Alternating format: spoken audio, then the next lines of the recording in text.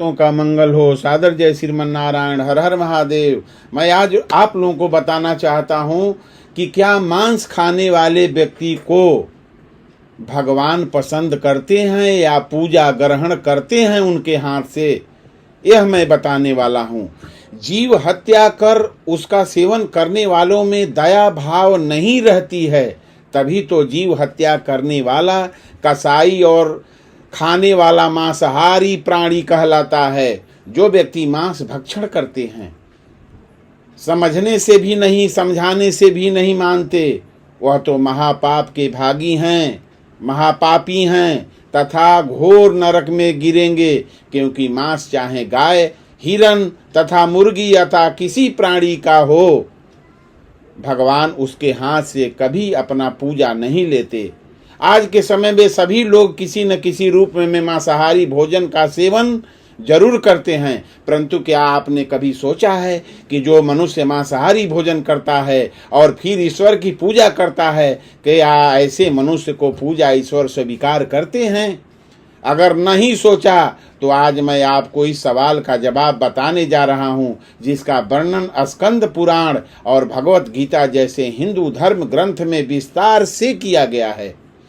स्कंद पुराण के काशी खंड 3 अध्याय में बताया गया है कि जो मनुष्य मांस खाता है उसके जीवन को धिक्कार है। ऐसे मनुष्य को न तो मृत्यु लोक में सुख मिलता है और न ही मृत्यु के बाद उसके लोक में सुख मिलता है। साथ ही स्कंद पुराण में एक प्रसंग का वर्णन मिलता है, जिसके अनुसार जब एक बार सभी देवतागण काशी पहुँचे तो उन्होंने देखा कि एक बाघ जैसे हिंसक पशु भी वहां घास खा रहे हैं। इसके अलावा स्कंद पुराण में यह भी बताया गया है कि यदि भूख से किसी प्राणी की मृत्यु होने का है तो भी उसे मांस नहीं खाना चाहिए। यदि वह सोचे कि मैं भूखा हूँ, कोई वस्तु नहीं मिल रहा है, उस समय भी उस व्यक्ति को मांस नहीं खाना चाहिए। इतना नहीं, स्कंद पुराण के अनुसार भगवान शिव उन लोगों की भी भक्ति यह पूजा कभी स्वीकार नहीं करते जो लोग मांस मदिरा का सेवन करते हैं। स्कंद पुराण के अलावा बाराह पुराण में भी इस बात का वर्णन मिलता है, जिसके अनुसार भगवान विष्णु के बाराह अवतार पृथ्वी देवी के पूछने पर कहते हैं कि जो मनुष्य मांस का भक्षण करते हैं, मैं ना तो उसकी पूजा स्वीकार करता हूँ और ना ही उसको अपना भक्त मानता हूँ। साथ ही भगवान विष्णु के बराह अवतार पृथ्वी देवी से यह कहते हैं कि जो मनुष्य मछली या दूसरे पशुओं को मांस का सेवन करता है, मेरे लिए उससे बड़ा अपराधी और कोई नहीं है। इसके अलावा भगवत गीता में भगवान श्री कृष्ण ने यह भी बताया है कि मनुष्य को क्या खाना चाहिए और क्या नहीं खाना चाहिए। भगवान कृष्ण के अनुसार मांस एक तामसिक भोजन है, जिसके सेवन से मनुष्य की बुद्धि क्षीण होने लगती है और मनुष्य अपने इंद्रियों पर से भी नियंत्रण खो देता है। उसके बाद मनुष्य न चाहते हुए भी कई तरह के अपराधों का भागी बन जाता है। और ऐसा मनुष्य जब मेरी पूजा करता है या मुझे याद करता है तो मैं उसके पास कभी नहीं जाता हूँ। यह भगवान कह रहे हैं, आपका धर्म शास्त्र बता रहा है, पुराण बता रहा है। और क्या, इसके बाद भगवान श्री कृष्ण गीता में कहते हैं कि मांसाहारी भोजन राक्षसों के लिए है, न कि इंसानों के लिए। भगवान गीता में भगवान श्री कृष्ण ने आहार का 3 भागों में विभाजित किया है, जो कि 3 भाग कौन सा है? राजसिक, तामसिक और सात्विक भोजन। जिसके अनुसार सात्विक भोजन लंबी आयु देने वाला, मन को शुद्ध करने वाला, बल बुद्धि प्राप्त और तृप्ति प्रदान करने वाला है। हिंदू धर्म में मांस खाना सही है कि नहीं, इसके बारे में कई लोगों को भ्रम है और इसका मुख्य कारण यह है कि लोगों को धर्म शास्त्र में वर्णित ज्ञान का न होना है। यदि आप समझ जाएंगे कि मांस खाने का क्या परिणाम मिलता है तो मांस को छुएंगे भी नहीं। कुछ लोगों का तो यह भी मानना है कि वेद मांस भक्षण को जायज बताता है, लेकिन यह सच नहीं है। सच तो यह है कि वेदों में स्पष्ट रूप से बताया गया है कि पशु हत्या अर्थात पशु बलि आपकी श्रेणी किस श्रेणी में आता है? वेदों का सार उपनिषद और उपनिषदों का सार भागवत गीता है, जिसके अनुसार वेदों में मांस खाने की संबंध में स्पष्ट माना किया गया है। वेदों में बताया गया है कि जो मनुष्य नर, अश्व अथवा अन्य किसी पशु का मांस का सेवन कर उसको अपने शरीर का भाग बनाता है, गौ की हत्या कर अन्य जनों को दूध आदि से वंचित करता है, उससे बड़ा पापी इस सृष्टि में और कोई हो ही नहीं सकता।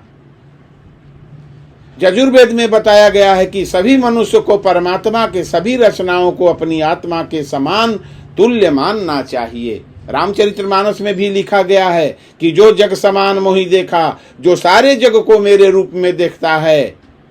84 लाख जीव जो हैं वो मेरे समान हैं, अपने समान हैं। इसलिए बताया गया, हमारा वेद शास्त्र बताया है कि मनुष्य को परमात्मा के सभी रचनाओं को अपनी आत्मा के समान तुल्य मानना चाहिए, अर्थात वे अपने जैसे हित चाहते हैं उसी तरह अन्य का भी हित करें। उसमें 84 लाख जीव में मनुष्य सबसे उत्तम प्राणी है, चेतनशील प्राणी है। इसलिए संसार के सभी जीवों को अपने समान ही समझना चाहिए। अथर्ववेद में कहा गया है कि हे मनुष्य, तुम चावल, दाल, गेहूं आदि खाद्य पदार्थ आहार के रूप में ग्रहण करो, यही तुम्हारे लिए सबसे उत्तम और रमणीय खाद्य पदार्थों का भाग है। तुम किसी भी नर या मादा के कभी हिंसा मत करो। वह लोग जो नर एवं मादा भ्रूण एवं अंडों का नाश से उपलब्ध हुए मांस को कच्चा या पकाकर खाते हैं, तुम्हें उनका विरोध करना चाहिए। इसके अलावा ऋग वेद में भी बताया गया है कि गाय जगत की माता हैं और उनकी रक्षा में ही समाज की उन्नति है। मनुष्यों को उनके समान सभी 4 पैर वाले पशुओं की भी रक्षा करना चाहिए।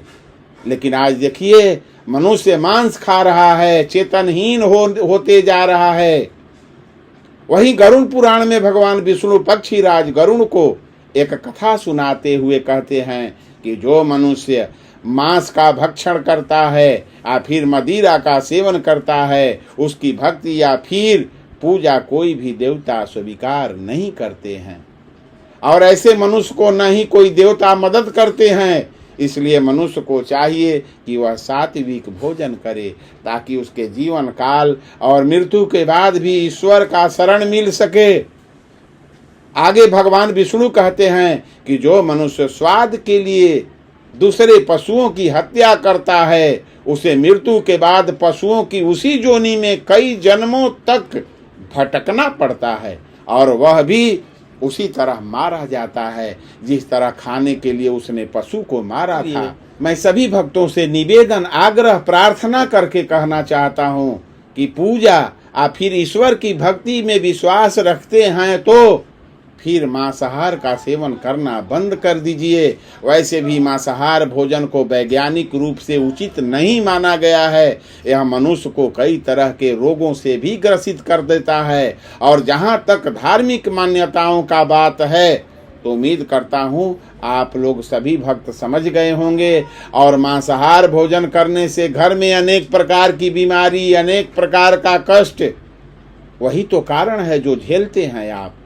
तो सभी भक्तों का मंगल हो। सादर जय श्रीमन नारायण। हर हर महादेव। मेरी बात समझ में आ जाना चाहिए और आप लोगों को करना चाहिए जो जो मैं बताया हूँ। और मेरा वीडियो यदि सुंदर लगे, अच्छा लगे तो इसे लाइक, सब्सक्राइब, शेयर अवश्य कर दें। हर हर महादेव।